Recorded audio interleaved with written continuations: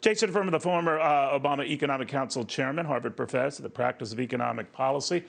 Naturally, Jason, I came to talk to you about the Will Smith issue and what you make of it. Oh, no, not that. What do you make of the trouble the president is having right now, not only the economy in these polls and whether he's doing enough or whether he's dodging blame, but the misspeaks and the cleanups at the White House to say this is what the president meant to say. Now, I know this didn't happen as often with Barack Obama, who you served, but I'm beginning to wonder whether there's a pattern here that worries you. Look, I mean, I'm focused on economic policy, not foreign policy. Certainly words matter a lot when you use them in foreign policy. It's important to get those words right. But what I'm interested in is, what is his agenda going forward on the economy? Okay, and I agree with you, and that's how we should focus on it. But when the agenda sort of gets caught up in a who's to blame for the inflation situation, and you call it the Putin inflation, part of that might be the case, but when you disavow any connection to any of that and try to own only the good news, I get that. I'm only going to refer to highly rated shows and not lousy shows. Hopefully your presence will make this a highly rated show, but I'm after you and I will blame you if it's not. But my point is, I'm kidding, but to make a point, can't he just say, all right, this is on me. The buck stops with me. I'm going to try to control and get this under control, but just stop blaming. Look, I think the truth is that gas price inflation mostly is due to the fact that President Putin invaded Ukraine and the set of events that fell out of that. Everything else on gasoline prices is tiny compared to that. But yeah, but I mean, this trend was going on. But you know that this trend was going on prior to the invasion. I'm not minimizing Ukraine at all, Jason. But could he own some of that? Go ahead. And the rest of the inflation would still be a problem, even if it weren't for gas price inflation.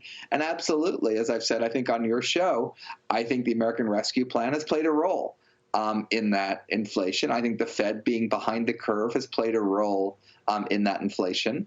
Now, what's most important is what we're doing about it going forward.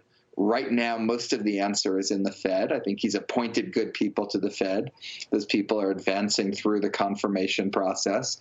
And we've seen Jay Powell really shift towards saying his main problem, our main problem as a country, is inflation. And he's exactly right. Now he needs to do something about it. So when you look at the economy and you see this, I've been arguing, a lot of people who take a look at this economy, I know they only see the prism of politics. I just look at the numbers, Jason. This is a very strong underlying economy. Now, you can call into question whether it lasts in the face of these higher prices. So far, it's holding up remarkably well. Having said that, the 70s comparison, I don't think ever bears light, because Jimmy Carter didn't have this type of economy when everything hit the proverbial fan. And I'm wondering whether that foundation is what ultimately saves this from getting much worse, or what's happening now with these prices and everything does stick. It does gain traction. It does eventually bump into people looking to buy homes or refinance the ones they're in. It does impact their discretionary purchases when so much is squeezed out for higher fuel prices. And then it catches up. Where are you on this? Yeah, look, I mean, this is an economy where the glass is partly full and partly empty. The full part is a 3.8% unemployment rate. Americans are talking in a pessimistic manner, but they're not behaving in a pessimistic manner. You look at the spending numbers. Very good point.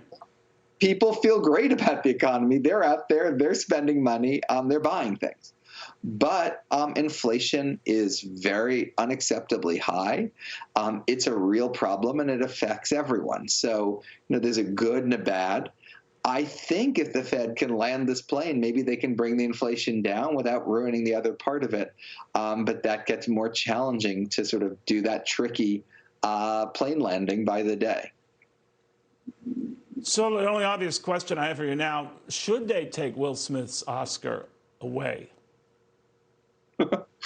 I really don't talk about controversial things like the president's pronouncements on or the Will Smith, Chris Rock incident. All right. Well played. All right. Jason Furman, a former Obama Economic Council chairman. Great seeing you again. Good sport on all of this.